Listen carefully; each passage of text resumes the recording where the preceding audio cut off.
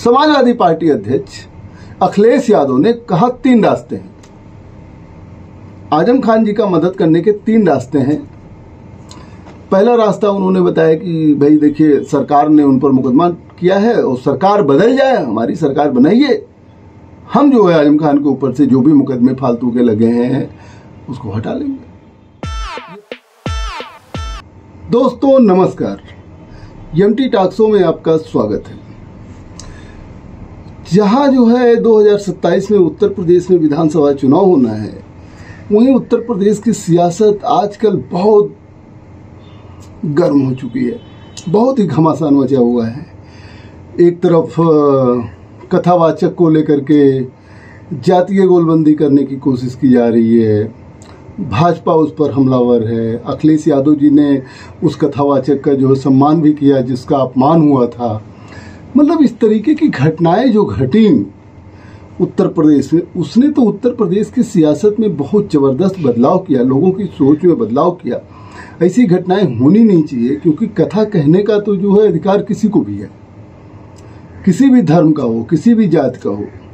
मैं कहता हूं कि आखिर इस तरीके की गंदी गंदी चीज़ें समाज में हो कैसे जाती। और आज के ज़माने में जहाँ सूचना का इतना बड़ा ज़बरदस्त जो है क्रांति हो चुका है, हर चीज़ की वीडियो सामने आती, हर चीज़ की बातें। सोचिए कि अगर जब वीडियो नहीं आते रहे होंगे, जब हर व्यक्ति के हाथ में मोबाइल नहीं रहा होगा, तो फिर कैसा होता रहा होगा। ये तो कल्पना करने की बातें हैं। और ये तब हुआ, तब भी होता रहा जब महात्मा बुद्ध या महावीर जैन ने जो है वो बौद्ध धर्म का प्रचार किया, जैन धर्म का प्रचार किया, गुरु नानक ने जो है वो सिख धर्म को जो है आगे बढ़ाया, तब भी हुए रहे होंगे। इन्हीं के विरोध में तो जो है ये सब चीज़ें आई थी। बहरहाल मैं सियासत पर बात करता हूँ, दीन धर्म पर बात मेरा करने का मकसद नहीं है। उत्तर प्रदेश की सियासत एक तरह से और बदल रही है। एक तरफ उभरते हुए नेता चंद्रशेखर आज़ाद के ऊपर एक लड़की हैं रोहिणी घावरी, उन्होंने आरोप लगाया कि जो है वो उनसे संबंध में थे और उन्होंने शादी की बात छिपाई। ये भी एक घमासान है। जहाँ दलितों के उभरते हुए नेता माने जाते थे चंद्रशेखर, और नगीना सीट उन्होंने जीता था, जहाँ जो है भाजपा भी लड़ रही थी, बसपा भी लड़ रही थी, सपा भी लड़ रही थी, लेकिन फिर भी नगीना से वे सांसद हुए और आज उनके ऊपर इस तरीके का खतरा मंडरा रहा है। जबकि लोगों ने तब सोचा था कि अब जो है चंद्रशेखर को कोई भी पार्टी बिना गठबंधन में लिए आगे बढ़ नहीं सकती है। और बसपा अध्यक्ष मायावती लगातार इनडायरेक्टली उस पर हमला भी कर रही थी, चंद्रशेखर रावण पर, कि वो जो है विपक्ष के हाथों में खेल रहे हैं और बहुजन समाज पार्टी को कमजोर करने के लिए ऐसी रणनीति जो है विपक्ष बना रहा है। बहरहाल समाजवादी पार्टी में भी ऐसी सूचना आई है कि आजम खान नाराज थे। यही चंद्रशेखर आजाद आजम खान से सीतापुर जेल में भी मिले थे और तब भी उन्होंने आरोप लगाया था कि सपा ने जो आजम खान के लिए कुछ नहीं किया, सपा ने कुछ नहीं किया। आजम खान की नाराजगी की बातें अक्सर आती रहती हैं। आखिर आजम खान नाराज हैं तो इसका जो है उत्तर प्रदेश की सियासत पर क्या असर होगा? इसका तो बहुत बड़ा असर होगा। अब ये कहां से ऐसी बातें आ रही हैं? क्यों आजम खान नाराज हैं? वो किसके इशारे पर जो है खेल रहे हैं? ये भी देखने वाली बात होगी। क्योंकि आपको हम बता दें, राजनीति में पीछे से क्या होता है यह बहुत कम पता होता है। आगे से क्या होता हो तो हम भी जानते हैं, जर्नलिस्ट हैं, देखते हैं, पढ़ते हैं, सुनते हैं, लेकिन खेल तो पीछे से होता है। जिस तरीके से समाजवादी पार्टी को पीडीए के तहत 2024 लोकसभा चुनाव में इतनी बड़ी सफलता मिली, देश की तीसरे नंबर की सबसे बड़ी पार्टी बनी और 37 लोकसभा के सदस्य कम नहीं होते हैं, और वह सफलता उत्तर प्रदेश में ऐसी थी जिसने भाजपा को झकझोर के रख दिया। भारतीय जनता पार्टी बहुमत में आने से चूक गई, और वह चूकी इसीलिए कि उत्तर प्रदेश में पीडीए का नारा चला और अखिलेश यादव के नेतृत्व में जो है पीडीए ने समाजवादी पार्टी के गठबंधन के साथ में इंडिया गठबंधन का साथ दिया। ये बात जग जाहिर है, सब जानते हैं। तो भारतीय जनता पार्टी ने विधानसभा चुनाव को लेकर के और आगामी लोकसभा चुनाव को लेकर के चिंतित तो हो ही गई। अब उत्तर प्रदेश में देखिए, मायावती ने चंद्रशेखर पे आरोप लगाया है कि विपक्षियों के साथ विपक्षी दल जो है इनको आगे बढ़ा रहे हैं और खर्चा भी। एक मैडम भी आ गई, महिला आयोग ने संज्ञान ले लिया, कहीं चंद्रशेखर आजाद की सदस्यता न छिन जाए, इसकी भी पॉसिबिलिटी है, मना नहीं किया जा सकता, ऐसे खतराएं हैं। तो उसमें किसके इशारे पर हुआ? अब मैं ये नहीं कहता कि जो है बहन जी ने आलोचना किया और उसके बाद से सारी घटनाएं घटनी शुरू हुई, क्योंकि देखिए अक्सर बसपा के ऊपर ये आरोप लगा देते हैं कि ये भाजपा की बी टीम है, भाजपा की बी टीम है, भाजपा के इशारे पर काम करती है। तो क्या चंद्रशेखर पर जो ये सब आरोप लगे हैं, मैं नहीं कह रहा हूं, एक क्वेश्चन लगा रहा हूं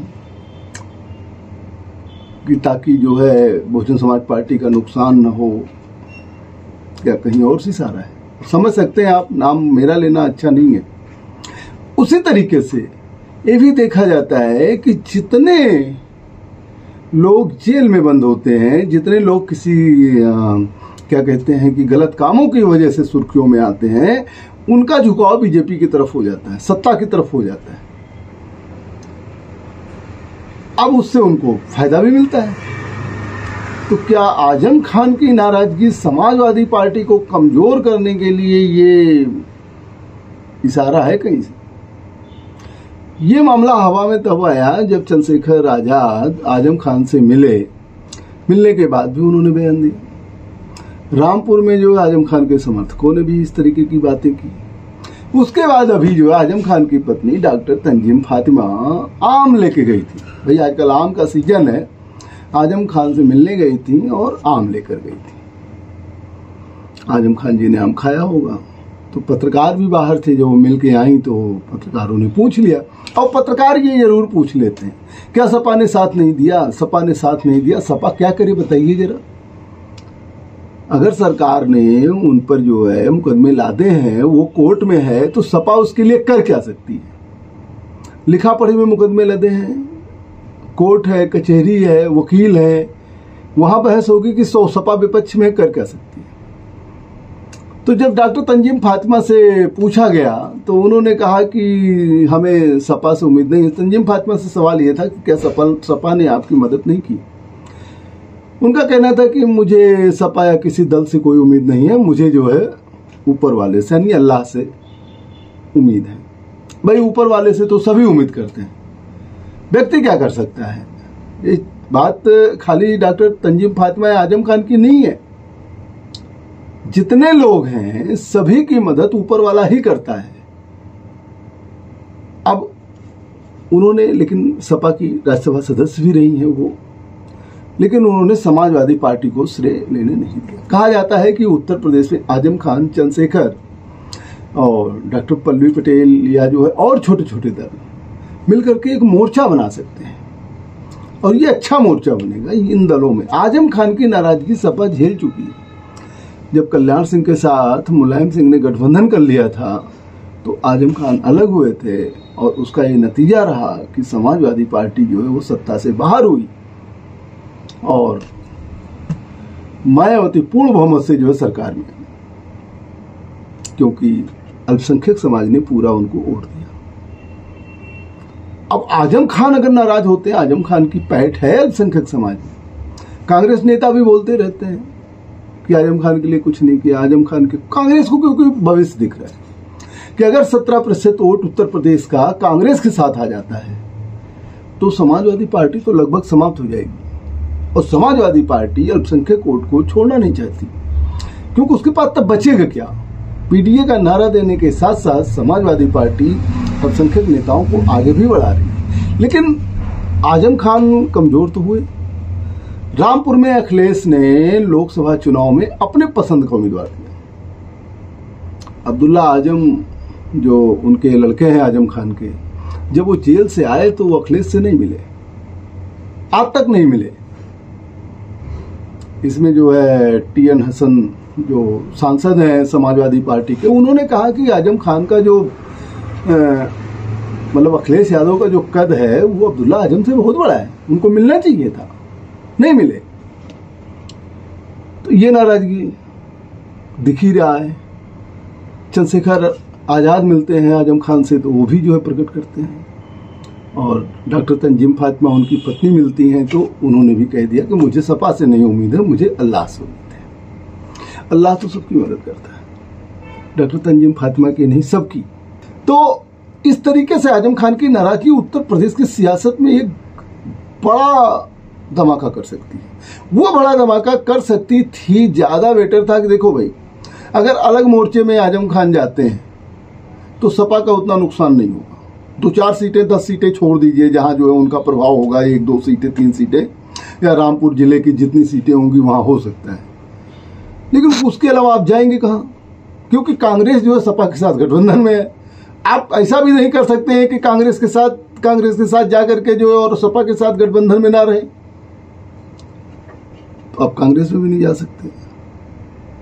तो आजम खान अकेले पड़ जाएंगे। अगर वो अलग भी हो गए, अगर सपा से एकदम नाराजी है, कोई संदेश भी दे दिया और वो अलग हो गया, किसी मोर्चे में चले गए, तो आजम खान वो प्रभावी नहीं रहेंगे। आजम खान का वो प्रभाव नहीं रहेगा। ये मेरा राजनीतिक विश्लेषण कहता है। जब तक कि सपा जो है, वो कांग्रेस जो है, वो फिर सपा से गठबंधन तोड़ के बसपा से गठबंधन न कर ले।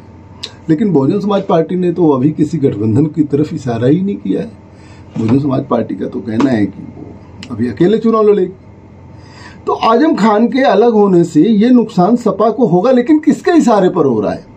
सपा कमजोर होगी तो किसको फायदा होगा? इंडिया ब्लॉक कमजोर होगा तो किसको फायदा होगा?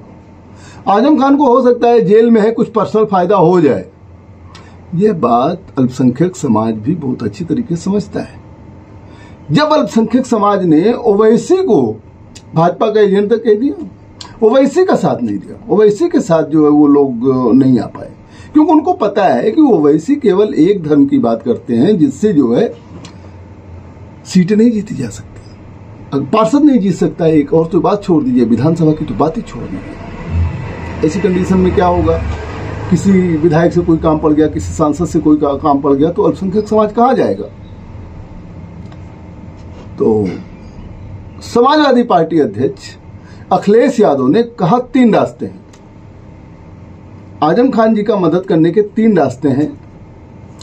पहला रास्ता उन्होंने बताया कि भाई देखिए, सरकार ने उन पर मुकदमा किया है और सरकार बदल जाए, हमारी सरकार बनाइए, हम जो है आजम खान के ऊपर से जो भी मुकदमे फालतू के लगे हैं उसको हटा लेंगे। ये पहला मदद तो समाजवादी पार्टी इस तरीके से कर सकती है। दूसरा उन्होंने कहा, दूसरा रास्ता ये है कि कोर्ट में मामला चल रहा है, कोर्ट जो निर्णय लेगा वो होगा।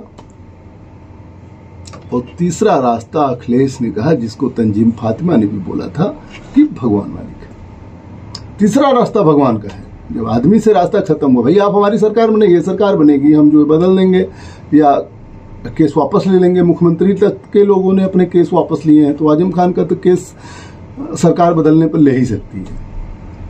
फूलन देवी के केस वापस लिए गए, तो इसमें कोई बड़ी बात। या तो फिर कोर्ट ने का निर्णय आए, जो भी कोर्ट का निर्णय, कोर्ट से बरी हो जाए। भाई कोर्ट के लिए तो लड़ाई नहीं लड़ सकते ना, आंदोलन नहीं कर सकते ना, कोर्ट के ऊपर तो हल्ला नहीं बोल सकते ना अखिलेश यादव या समाजवादी पार्टी। या फिर भगवान जो करे। ये अखिलेश ने रास्ता साफ कर दिया। अखिलेश का ऐसा कहने से लगता है कि वो आजम खान को बहुत तवज्जो नहीं देना चाहते। अब आगे क्या होगा ये देखने वाली बात होगी, लेकिन आजम खान या चंद्रशेखर आजाद, इन सब के ऊपर जो भी संकट आया, जो भी सहूलियत मिली, वो कहां से मिल रही, किसके इशारे पर मिल रही, कहने वाली बात नहीं है। सबको पता है, सबको पता है कि इंडिया ब्लॉक के कमजोर होने से किसको फायदा होने वाला है। जाहिर सी बात है, भारतीय जनता पार्टी को फायदा होने वाला है। अब भारतीय जनता पार्टी के इशारे पर अगर आजम खान चल रहे हैं, तो ये चीजें तो समाज में जाएगी ना, कि अपने बचाव के लिए, अपना जो है कुछ सहूलियत के लिए ऐसा अगर बोल रहे हैं, जाएगा तो उसका क्या परिणाम होगा मैं फिर बताऊंगा। देखते रहिए एमटी टॉक्स शो। आपको बहुत बहुत धन्यवाद, बहुत बहुत धन्यवाद।